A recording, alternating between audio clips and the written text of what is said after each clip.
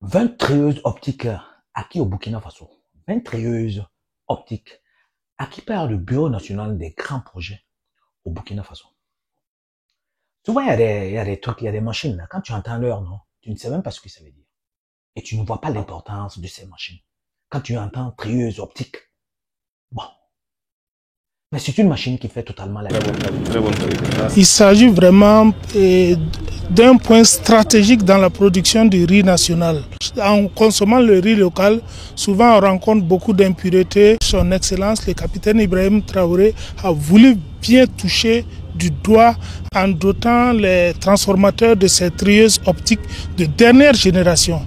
Parce que ce sont des trieuses optiques qui sont équipées de 64 millions de mégapixels de capacité pour pouvoir trier tout ce qui est impureté et calibrer les riz pour pouvoir les mettre vraiment très propres et donner un produit fini de haute qualité.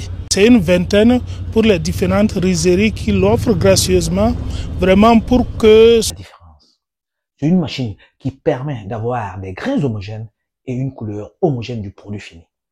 Quand tu manges ton riz, et puis il est tout blanc là, les grains de riz sont presque de la même dimension là. C'est à cause de cette machine, la trieuse optique. Et au Burkina Faso, ils en ont acquis 20 qui ont une capacité de 1 tonne et demie à l'heure et de 3 tonnes à l'heure.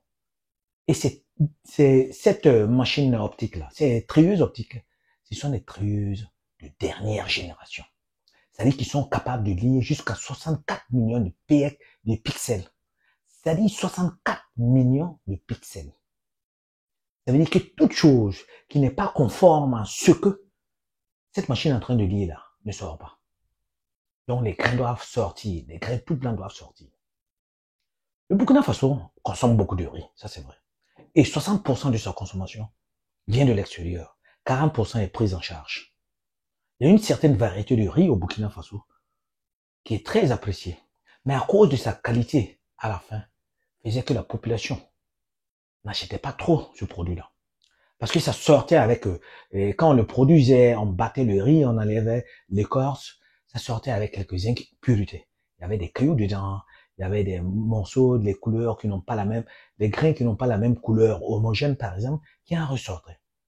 Donc cette machine doit résoudre ce problème-là.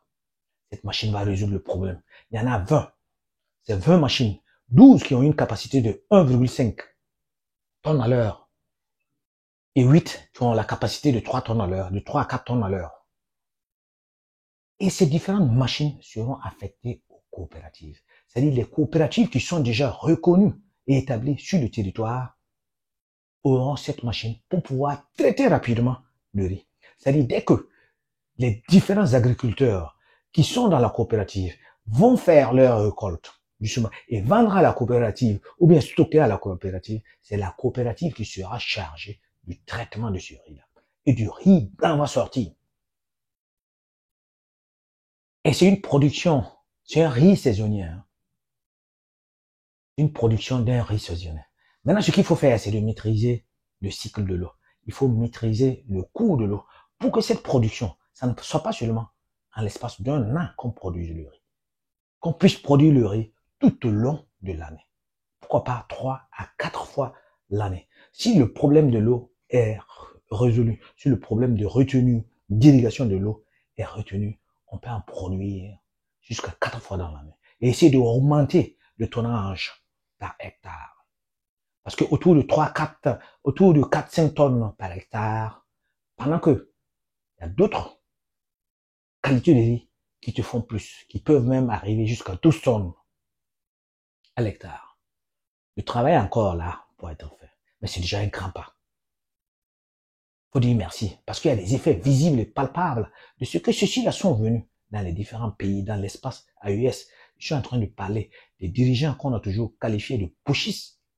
Mais en réalité, on voit que ce sont des dirigeants qui sont en train de travailler sincèrement pour leur pays. Les résultats sont là, qu'on est en train de voir au fur et à mesure que les choses avancent. 20 trieuses